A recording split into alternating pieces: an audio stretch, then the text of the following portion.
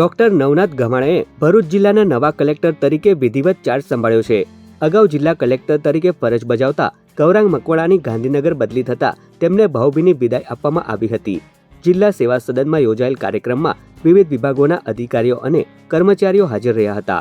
નવી નિયુક્તિ બાદ ડોક્ટર નવનાથ વઘાણીએ જિલ્લાના સર્વાંગી વિકાસ, પારદર્શક વહીવટ અને જનહિતના કાર્યોને પ્રાથમિકતા આપવાની પ્રતિબદ્ધતા વ્યક્ત કરી હતી।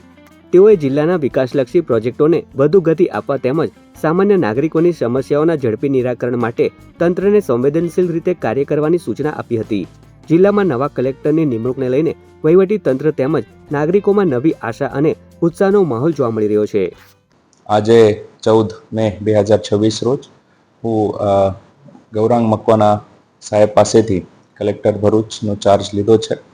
આ જિલ્લામાં જે જોઈનિંગ મારો થયો છે આ બાબત હું પણ આનંદી છું અને જિલ્લાની સેવા કરવા માટે હું કટિબદ્ધ છું।